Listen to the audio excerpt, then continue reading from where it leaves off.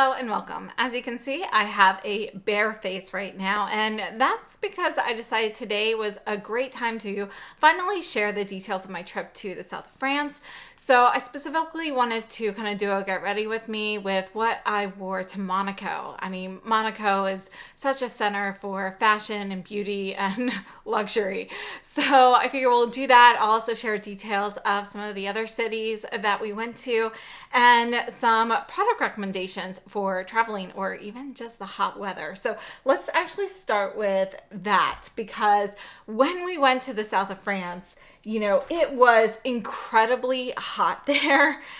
They were having a heat wave. And so because of that, I ended up wearing my hair up like all the time. One of the other reasons was I brought my Dyson Airwrap, and yes, I brought adapters, and we stayed at this beautiful Airbnb in Rephr, and I'll show you the clips of that right here, but you can see we've got this beautiful view. Everything's kind of built into the mountainside, the cliffside, and so we were right above the train station basically. So it was just a short walk to the train station, then we could go everywhere in like 10 minutes. It was fantastic. But we had this great view. Unfortunately, it was incredibly hot and humid, and because of that, I just had to wear my hair up all the time. And my Dyson Airwrap, as I mentioned, I brought adapters. They provided us with adapters. For some reason, that was the only device I brought that would not work with the adapters. It just wouldn't turn on. So, we tried for days. My husband and I both tried to get it to work because he's obsessed with that for his hair himself, but we couldn't get it to work. So I wore my hair down for part of the time, like half up, half down, but most of the time I ended up having to put it up all the way. So I wanted to share with you these clips. So these are from Solar Eclipse, and they had originally sent me a couple of clips. So this is like a small one that I would wear, for half up, half down. And this is just so you can see it, but normally I would wear it kind of like on the back of my head here. And they come in a whole bunch of different colors and styles and so forth. So originally they had sent me a couple clips like this one. This one actually is a brand new one that I bought, but I have one. You can see we got these metal clips and everything in here. I have a Shiba one and a Husky one. My sister loves Huskies, and she actually works for a Husky rescue. And so I got her this for her birthday. So that's why that one's still in the packaging. But after they sent me those, I fell in love with their clips. I've since purchased several others. We've got this great like octopus one. I mean, that is so cute. I love their butterfly ones, and these come in so many different colors. You can see these don't have the metal clip, but they're large. So my daughter, whose hair is already like past her tailbone, and she can wear the large clips. So I've got a ton. This one here, the magnolia flower, comes in a bunch of colors. This one is the one I wore a ton in France. I brought this one with me. So I would just, put my hair up in a bun and clip it in like that. So basically I had my hair up like this the whole time, and, it really helped a lot with the heat. And yeah, then for sunscreen, I had body sunscreen that I wore as well, but I brought the Supergoop Unseen sunscreen. I wore that all over my face. Some days I didn't even wear makeup. It was just that hot and we were like hiking or whatever. Other days I put this on under my makeup, used it as my primer, and it worked great. So I wanted to share what I packed with me makeup-wise. So this is a very old cosmetic bag that I got back in the days when Sephora used to do those nice gift with purchases. So this is Peter Somme, and this was just a Sephora gift with purchase years ago. I lost the tag for the zipper.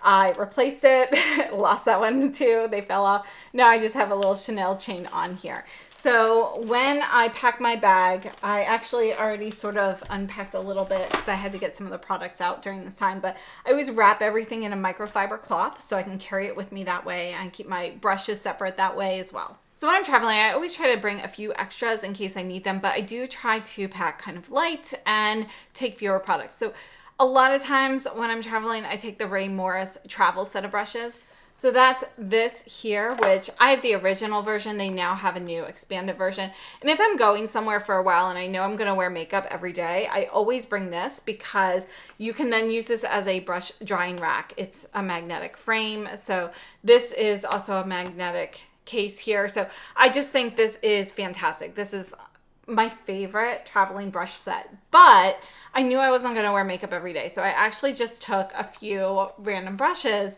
mostly from the SUQQU travel brushes. So for foundation, I brought this brush from Guerlain. They don't make this anymore. It's bamboo fiber and it's a little foundation brush, and it, basically you can pull this up and you got a little lid on here. So this is my favorite brush for traveling for base products, but I brought some others. So I mostly brought those from the SUQQU travel sets. And yeah, mostly though, I did end up using my fingers a lot, and I used the mini base a ton, as well as the jumbo blender. I went for really simple makeup because again, it was hot, and going on a vacation with the kids is not, you don't necessarily always have as much time or opportunity to get as dressed up as you might like. We actually did do a fancy dinner with them, but for the most part, things were a bit more casual. I also brought an eyelash curler. This is the Rephr 20R. And when traveling, I've learned not to take too many pressed powder items like powder eyeshadows. I usually do take a little bit, but I don't want to take anything that might get broken. So I usually tend to rely more on creams and liquids. So for my base products, I brought the Cle de Peau Radiant Cream Foundation in, this is shade I-10, which is my normal shade. You can see I'm almost out of this. And then I also brought the Lisa Eldridge Skin Tint in T1. So if I wasn't doing a full face of makeup, I wore the skin tint. If I was wearing, makeup, color makeup, and then I would put this one on for a little bit more coverage. And those were the items that I wore. Again, I use the Super Goop Unseen Sunscreen as my base every day. For cheeks, I brought the Westman Atelier. This was from the holiday. This is the little baby blush stick in Bubble. And so I brought this. This was my blush. And then I also brought the Addiction Tokyo. This is the highlighter stick in Above the Moon, which last I checked, it's still available on their website. And again, it's 25% off because they are unfortunately pulling out of the US. This is one of my favorites. It's just a beautiful champagne.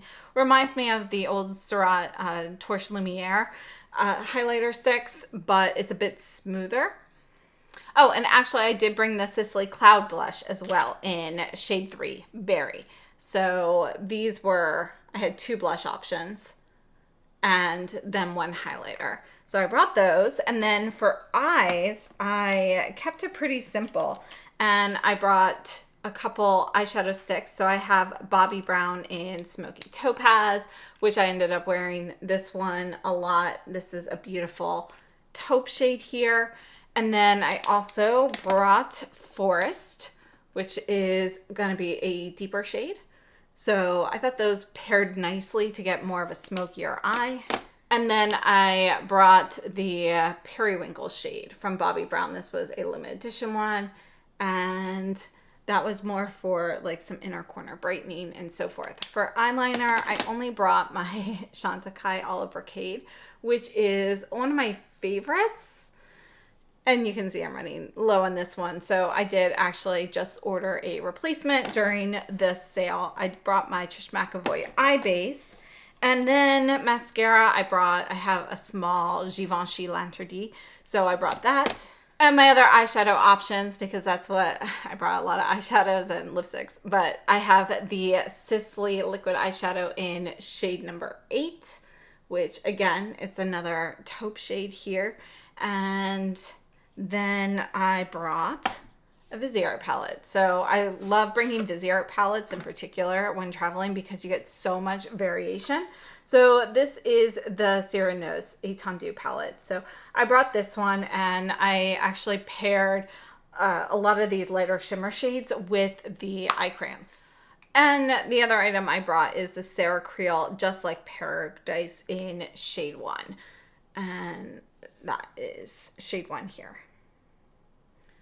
For lips, I brought 3 options, plus I had like a regular chapstick with me. So I brought the Violette FR Lip Nectar in Batiste, which is this shade here. And this is probably the one that I got the most use out of. I would put this on, but the stain lasts all day. And then I would also kind of just top it off later with one of these. So this is the Givenchy Rose Perfecto Shine in 119. Which is one of my favorites. And then I brought the Sarah Creel in Intuition, and I would just use this to kind of top things off. You can see it's more of a champagne peachy shimmer. So when the Batiste kind of wore off to a stain, I would just top it with this. And that's what I brought makeup wise, which, you know, I feel like it was a nice selection. I had plenty of options, but not too much. And everything fit in my little bag. Now we're going to go ahead and move on to the get ready with me in just a second, but I did want to share something that was sent to me right after I got back. And this is from Cadence. They've got these fantastic travel bags. So this one here is going to be a half quart bag. And you can see we have magnetic closure here. So it will snap closed. You've got this little loop you can hang it from and so forth. And then we have the 1 quart size bag. All of these things are FSA approved. And when you have a couple bags, you can stick your magnets together and they will open up. So you've got like great organization. In addition, we've got these awesome magnetic containers. So these come with little labels on them that you can move around. They also have like a blank one and so forth. So it's just like a little magnet you can flip out so you can put them on different sizes. So we have smaller ones versus bigger ones, and there are labels like moisturizer, shampoo, conditioner, and so forth. And they securely close, and everything is magnetic and stacks, and everything will fit inside their bags so that you can be sure that you have all of your liquids in one place, safe and easy to remove for airport security. And one of the great things is it does have your labels on here of your ounces. Like this is 1.32 fluid ounces. Again, the brand is Cadence. These are made in Canada. I think they are so incredible. It also has your quart sizes of your bags on here. So, you know, if you ever forget, it's great. So I think these are really great for anyone who travels. You know, at first I was thinking, oh, somebody who travels a lot, this would be fantastic to have everything organized. But then I realized even for those who don't travel often, like I don't travel very often, and it's just so useful to have everything organized. And I don't usually have travel sizes of everything that I want to bring. And it's so much easier to just have something that I can decant these into, like my shampoo and conditioner, because you know, I always have to bring things for the family and so forth as well. So it's nice to be able to decant them instead of going shopping for travel sizes, which is so nice. So I'm going to go ahead and show you the clip of me getting ready for Monaco, putting on my makeup and so forth. I'll have everything labeled on the screen as to what I'm using, but they're all items I just showed you and what I brought. But while I'm doing that, I'm going to talk about my trip and put some little clips to the side of some of the places we went to. All right, so as I mentioned, we stayed in an Airbnb in Rephr, and that is such a beautiful little town. I love it. That was actually my favorite place that we went to in the south of France. It was just fantastic, and it's such a great central location. It's not too crowded. They've got great food, great views, and yet, you know, I just feel like, you know, the prices were less expensive for food and stuff there than some places like Monaco. I mean, it was crazy. We went to a really nice dinner, you know, in Rephr, and it was less expensive than the diner we went to in Monaco. So, I mean, like, that was awesome. You know, everything's on the water, and I just loved the whole vibe. You've got kind of those old like medieval village kind of facades. I mean, they actually are. They're not like a fake facade, but you've got those little places to walk around. There's this fantastic crepe place that actually just recently opened, and there were some great restaurants there that we really loved. So the first place we went when we got in was we went to this restaurant called Tosca, which I had found online to be highly recommended for pizza. One of the great things about the south of France is, you know, you're right on the Italian border, so there's a lot of variety in the food. You've got a lot of seafood options, you have Italian options, you have French options. And of course, there's Niçoise everything, Niçoise salads and sandwiches and so forth. So there's a large variety, which is great when you've got kids with you because, you know, I have one kid who will eat, at least try anything, and my other kid will eat pretty much ice cream. She doesn't really like anything else. So it's great to have so many options. So we went to this pizza place, and basically right like 2 doors down is our favorite ice cream place. It's called Glacier Faraci, and it was fantastic. You know, it's also got fantastic hours. So we were in dinner in Nice one day, and we were trying to get ice cream after dinner, and the ice cream places that I found there, they all closed relatively early, like 10 o'clock or something, which, you know, it's not early, but it's also not late, especially for a weekend. And then this one here was midnight. So we were able to come back here and go get ice cream, which made the kids happy. So got great hours. They have fantastic ice cream.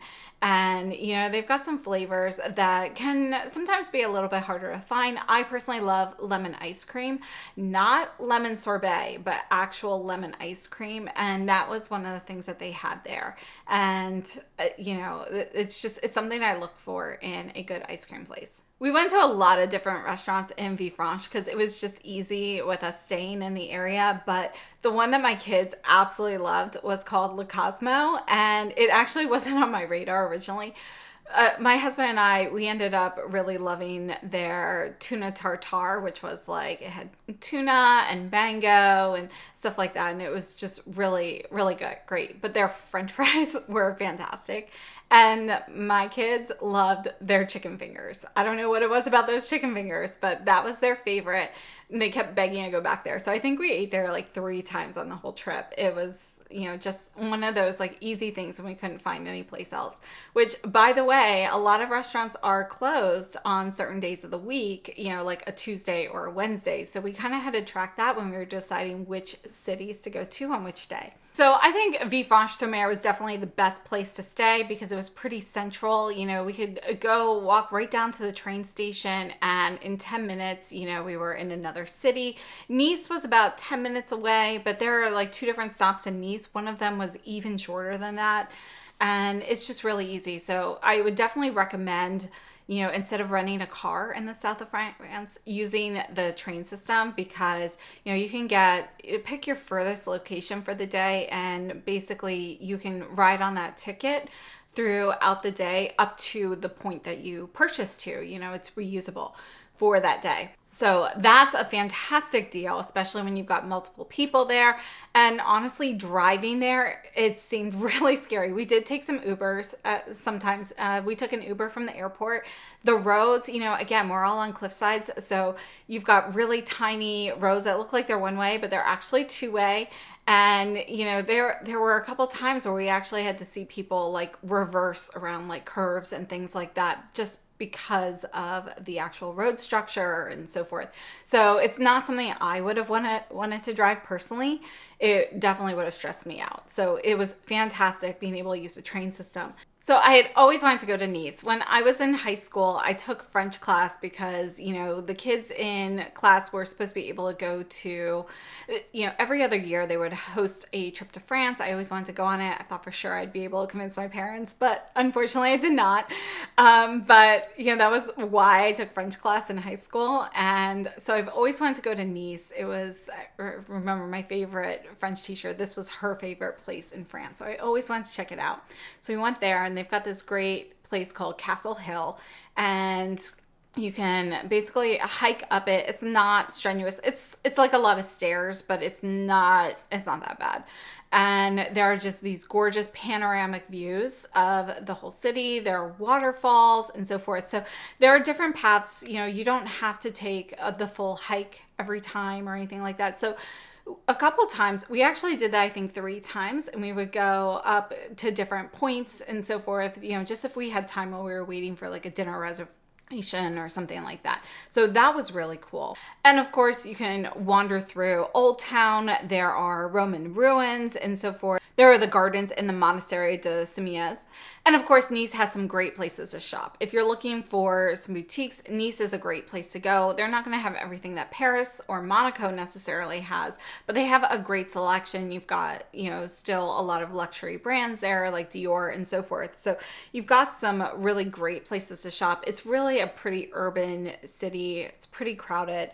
And they have a ton of Michelin restaurants. So we actually went to a couple of them while we were there. It was just a fun experience, but that was definitely a more urban experience than most of the places we went. So I liked Nice a lot, but it actually wasn't my favorite. One of the places I really wanted to go that I thought was going to be my favorite place was called Ez. And I kept calling it Eze, but it's Ez. And it's only a 6-minute train ride from Villefranche. And it's a small little town. It's a medieval village, basically, and they recommend going early. And I saw online that there's this niche trail to take. And, I read that it was a fantastic trail to take, and you've got these great views and so forth. Well, we started taking this trail, and apparently, it's actually several miles long, which I was unaware of. And it's all uphill. So we're like walking and walking, and it's probably been, I don't know, we switched from the regular terrain to like old medieval like steps that were built in there that were like crumbling away. We have been walking for maybe 45 minutes. And then we saw some people coming down, and this is a place you go to early because it's hot and it's all in the sun. And so we saw some people coming down. We asked them, and they're like, you're only about 10% of the way there. And I was like, oh no, because the medieval village I really wanted to go to was at the top. And at the time, I was like, oh, well, that's how we get there. But we ended up, you can take an Uber there. So we walked back down, we got an Uber, we went to the top. And I have to say, it was underwhelming because it's become a very commercialized medieval village. It's definitely like you can see all the bones and so forth. But in the old medieval ruins, you now have, your common souvenir shops and things kind of built into it. So it's not as picturesque as I was expecting it to be. Plus, it's incredibly crowded. It was very crowded there. So I guess the word has definitely gotten out there. And so then we took an Uber back to Villefranche-sur-Mer, and this was about halfway through our trip. And my husband had asked me to get something out of my bag, and when I passed it to him, apparently my phone fell out, and I lost my phone in the Uber. And so then we spent the next few hours trying to reach our Uber driver to get the phone back. I didn't know where it was. I didn't know if I had lost it on the train or on the Uber or whatever. And thankfully, it was in the Uber. Our driver didn't speak any English, but when she finally picked up the phone, because basically if you call Uber, they will connect you to the driver. You don't get their direct number, but they will make a connection for you. And so she had some American passengers in there who were able to communicate and find the phone. It had fallen under a seat. And then, we paid for her to come back and return it, which I found out is apparently a pretty common thing. And Uber actually has like a standard fee for that. So just something that I found was kind of interesting, but I was so thankful to get that back. After that, I was pretty nervous about taking my phone out. So a lot of the photos and everything we have after that were just done on my husband's phone because we had paid for cellular for his phone because of, he needed it for work access. I did not get cellular on mine, so I was purely using it as a camera, and I just didn't want to risk losing anything else on there. So that was definitely an ordeal. And my favorite place that we ended up going to was Menton. So if you go to Menton in February, March timeframe, they have this awesome citrus festival. And, I'll put some pictures up here. These are just pictures from Google. But, it's awesome. They've got citrus trees lining the streets. So you're walking by and you're seeing orange trees, oranges on the ground and so forth. And the citrus festival, they use all this citrus fruit and they create these beautiful, like, it's art, it's just incredible. And every year's a different theme. I'd love to go there for that. I personally love citrus. Oranges are my favorite fruit. I love lemon scented or lemon flavored things. So grapefruit, all of it. I love it. And my oldest daughter also loves citrus. Like, she will suck on a lemon. Like, she's one of the few people I know. She and one of her friends, they just love lemons. So no sugar or anything on them. So we loved Menton. And what I was so excited about was trying some bakeries. So they've got this bakery called Mitron Bakery, which they are known for lemon tart and this like lemon bread that they've won awards for over the years. So I wanted to do some lemon tart taste testing, and there was this other bakery that I found, and this was called Ave Patisserie, and this is a relatively new bakery. It just opened a few months before we got there, and their prices were a little bit higher, but everything was exquisite. I mean, true work of art, and the prices were still way less expensive than what I would pay here in the US. So, totally worth it. Every single thing we tried from that bakery was absolutely incredible. The Mitron Bakery was good, don't get me wrong, but this blew every other bakery we tried out of the water. It was incredible. Best bakery I've ever been to in my life.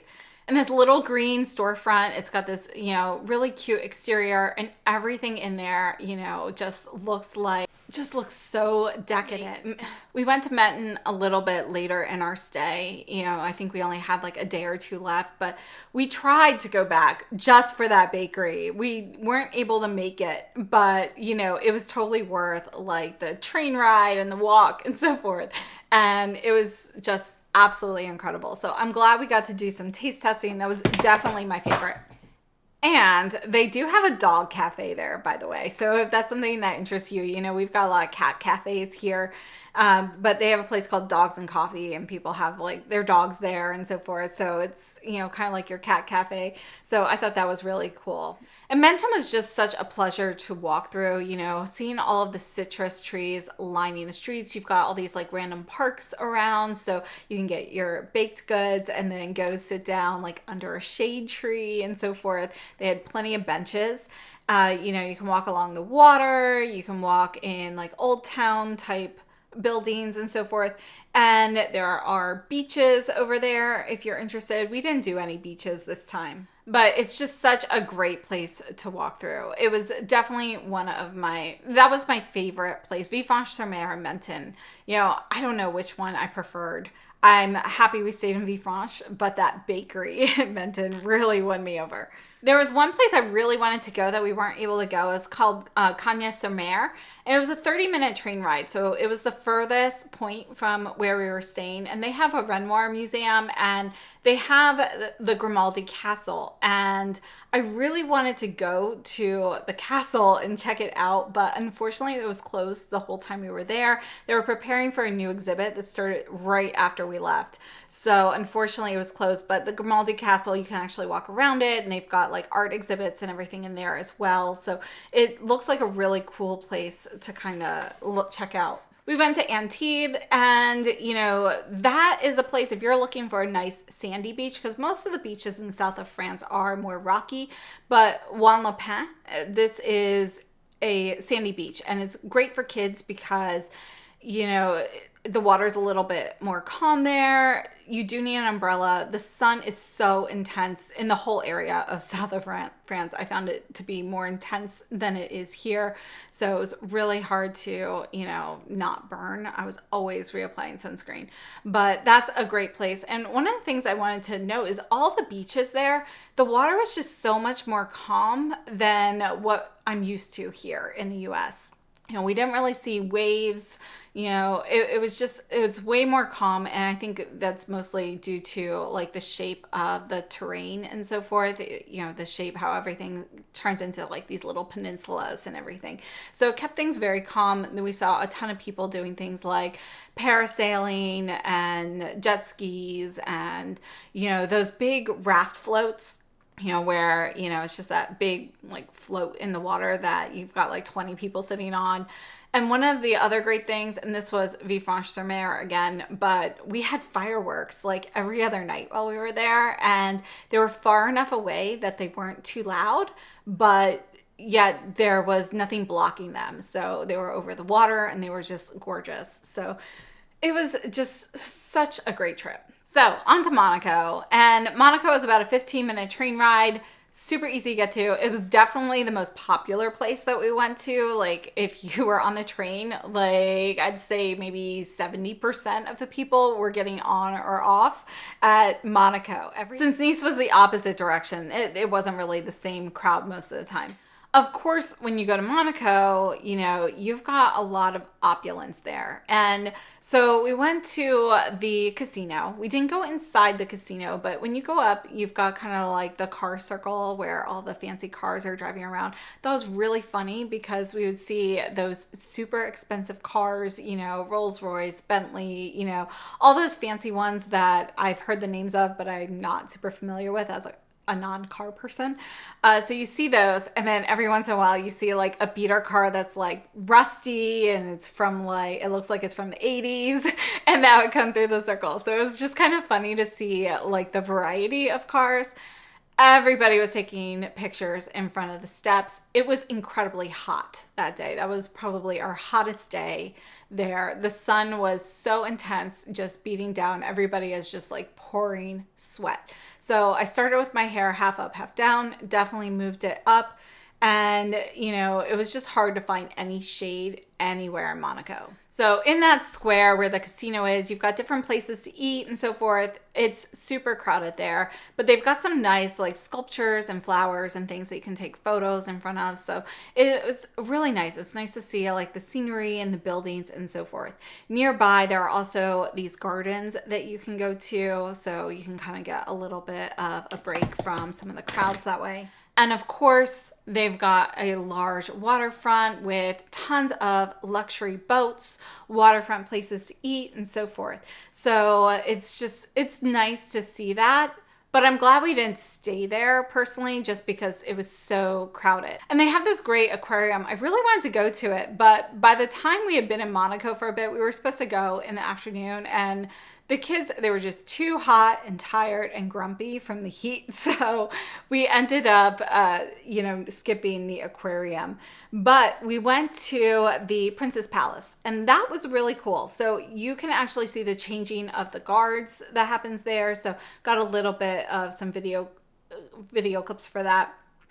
And they have certain rooms that are open for tours. So if you go during like the earlier part of the day, you can actually go in and look around. So it's a bit of a hike to get up to the Princess Palace, at least the way that we went, but you've got these great views. You can really see, kind of some more medieval exterior. You can learn some more about the Grimaldis. The Grimaldis were, a family there, and they're just, I'm not going to go into all of the details on that, but there were a lot of famous Grimaldis in the area. So we've got a different Grimaldi than the one from the Cagnes-sur-Mer here. And so anyway, it was just really cool to walk through, and actually walking in this area, this is what I was expecting from Ez, seeing some of the medieval like scenery and so forth without like kind of the tourism souvenir shops and so forth built into the structure. I mean, yes, you'll see that in certain areas, but it wasn't like built into the old ruins. So I thought that was really cool, and I'm glad we did miss that one. So it was a little bit hot walking up there. And you could see like a bunch of families going up there with their strollers and carrying them up the steps and stuff, and people are arguing and fighting. Everybody was grumpy with the heat, and you would just see people chugging water. So it was definitely really hot, but it was worth it. So I had to try one of their famous restaurants there in Monaco, and we went to La Deli Robuchon, and they actually have a few different eateries. Essentially, there's like a fancier restaurant, there's like a deli, a bakery, and so forth.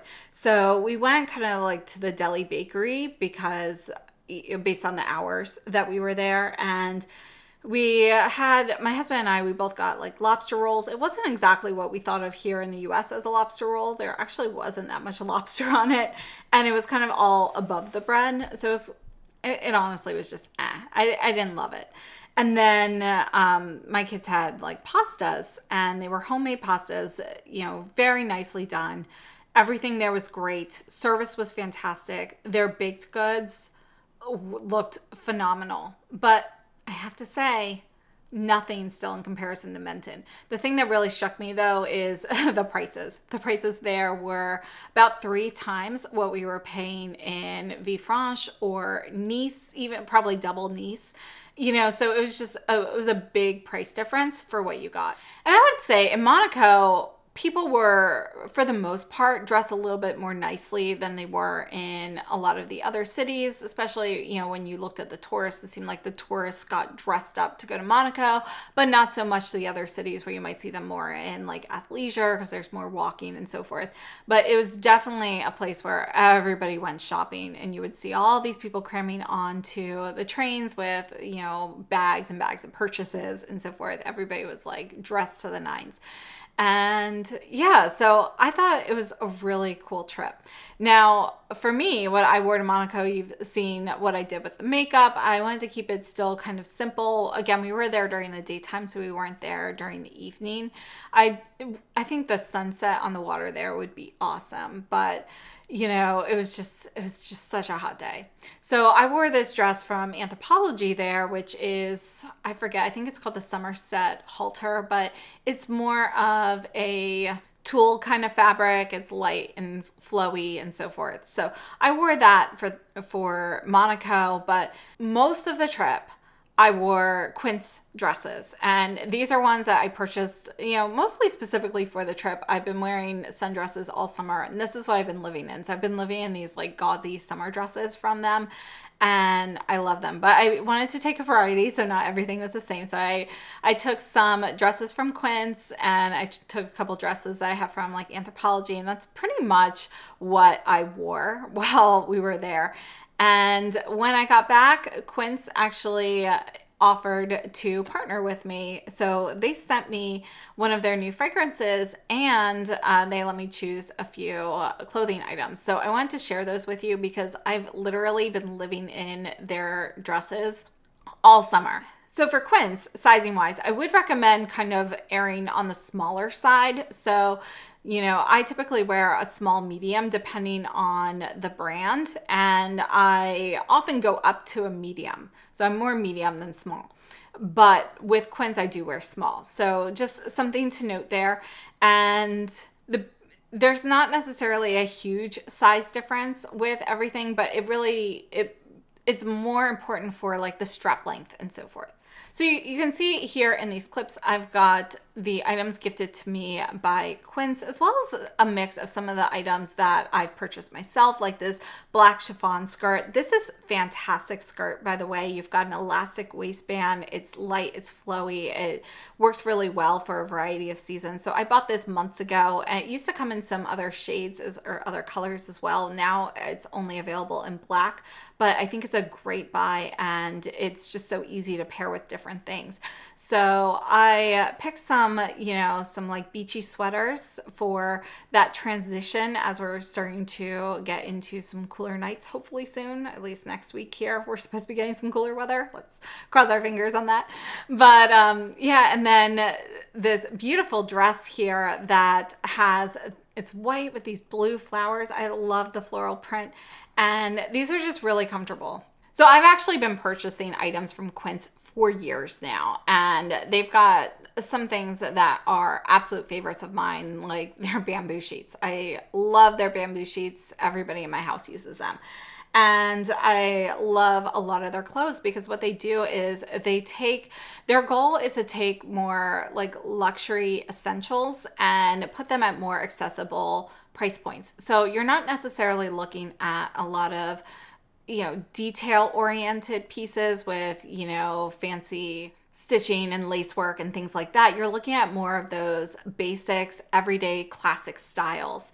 And yet their focus is on sustainability and ethics and maintaining a more accessible price point. Yet you've still got great materials like cashmere and organic cotton and things like that. So that's really what I gravitate towards with Quince, and I love those. I love being able to get a lot of basics for a decent price point. And as I mentioned, they don't do just clothing. They have like home goods and things like that. I love their sheets. I haven't tried, things from all of their categories, but my husband actually lives during the fall and winter. He loves their cashmere zip-ups. So he's got a couple of those, and they're something that he wears regularly. And I just think that they are a really great brand for basics. And as I mentioned, every day I've been basically wearing dresses from Quince. And you'll notice if you've paid attention to the description boxes over the last few months, you'll notice that a lot of times that's what I have on is something from Quince.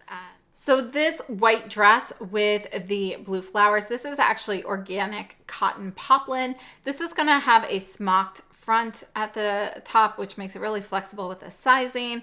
And then it's going to have kind of that tiered bottom, which, this is light, it's airy. Again, I've been wearing this a ton for the summer, and I actually have this in a few other shades that I've purchased in the past, like this gorgeous green. Now, this navy blue dress is an organic textured cotton smocked V-neck midi dress, and this one has a little bit more design to it. It's a little bit more detailed. You can see that along with having a bit of that smocked top there, we also have like some trim work and so forth that goes like under the bust and along the waist to add a little bit more definition. We also have buttons going down the front, and I feel like this makes it slightly more, it's a little bit more formal, a little bit dressier. I think it's a really nice option. And, this retails for $69.90. So I feel like it's a pretty good bargain, especially considering, again, we're getting organic cotton here. This black and white sweater, I couldn't wait to try this. This is organic cotton. Again, it's a sweater jacket. It's totally my aesthetic. I think this is going to be fantastic for those summer fall transition period, even like later on into the fall. You can wear this open, wear a button. It's classy. It looks great with jeans. It looks great with other pants and skirts and so forth. And it's fairly thick. So, it's definitely something that's going to kind of hold its shape well. And it does come in other colors. You can get it in like solid ivory or solid navy, but I really liked the black and white look on here. So in part of this, I paired this with this featherweight cashmere rib tank. Now this is featherweight, so you can see as you're looking at the little clip here, when you kind of stretch out the material, this is going to be a thinner cashmere. So this is featherweight, meaning that this is going to be a great layering piece, and you can wear this on its own during like these warmer months, but it's also great for layering throughout the rest of the year. And again, this will come in a few different colors, and I just think it's a great basic piece, and it retails for $49.90, and it's cashmere. The organic cotton striped sweater, the white and black stripes here, I love striped sweaters. I think we've covered this in the past, but this is like a nice cropped level, but it's not super cropped where you actually have to see your midsection. And I think this is a great transition sweater, for those cooler nights, as we are moving from summer into fall and so forth. And again, this is going to be a thicker cotton knit, and it just feels very high quality. And of course, I had to share my favorite dress, the organic cotton gauze smock sleeveless maxi. I wear these all the time. I have all of the shades. I've purchased all of these except the light blue, because I do actually have that I have that color in a different style, in the flutter sleeve style, like the one with the white and blue flowers. So I have the red, the black, the white, and the blue and white stripe. And I love these. I live in these. One of the great things about the lighter colors in here is like the white and the blue and white stripe one. Those both have like a lining in there. So you don't have to worry about seeing your underwear through it or anything like that, which can be a concern with white dresses. So, they're light, they're breezy, they have pockets, which is another plus. So I put the fragrance back in the box because I want to show you how it comes packaged. So we've got this nice thick box, and then inside we have our fragrance. So the one they sent me here is called Amber Noir. And they've got a few different fragrances out. These retail for $50 US. And we have 50 milliliters of products. So it's a milliliter per dollar. And these are made in the US of globally sourced ingredients. And it's also vegan, cruelty-free, paraben, sulfate, and phthalate-free. So we've got a round cap here. This is plastic glass bottle here. And then we've got a nice sprayer. So you can see it gives you that nice mist that actually does disperse really well. So this particular scent is kind of a mix of vanilla and musk kind of as your base with florals. So specifically night blooming jasmine, and I think it's a really nice warm floral fragrance. It's not too heavy on the florals or the vanilla. As it dries down, it becomes a little bit more of a fresher scent. It's fairly long lasting on me, and as it kind of dries down, it has a little bit more of a greener amber kind of scent to it. The vanilla really kind of fades, so that's definitely not going to be a very strong vanilla scent. It's kind of more just subtly there in the background. And the florals are there, but they really seem to balance well with the musk and amber notes in there. So we have a bit more of a balance, and it's not just a strictly floral fragrance. So I think this is really nice. It's got some complexity to it, and it's kind of like a warm, mysterious scent that kind of dries down to be just slightly more fresh. It's not super deep or heavy. I'd say it's kind of more medium note. So thank you so much to Quince for gifting me these items. And, as I mentioned, I've been loving their clothing line. I've been buying from them for years. And I'm really happy that they started this fragrance line. I'm interested in trying some of their additional scents in the future. And I wanted to mention that one of the ways that Quince can give us more affordable pricing, particularly on the clothing, is because, again, we're going with more classic, simple styles. And they're cutting out the middleman. So they're working directly with the manufacturer. So we, things aren't getting passed around with a markup at each place. So we're able to get slightly better pricing then and still have those higher quality materials. So thank you so much for tuning in and sharing the details of my trip with me. It was so much fun to kind of relive that. I'd love to hear where you guys have gone this summer, if you've had any plans or if you are planning on taking any trips. And, please just share your thoughts and share any of your travel suggestions down below in the comments. Again, thank you so much to Quince for gifting me with those items, and Cadence for that travel set, which that is such an awesome travel set. A friend of mine saw that and she was just like, wow, you got that? I was just looking at that to purchase. And, that's somebody who travels all the time, and it's something that she's interested in picking up now. So thank you so much for tuning in, and I had a great time. I hope you did too. Thank you so much for watching. I'll see you very soon.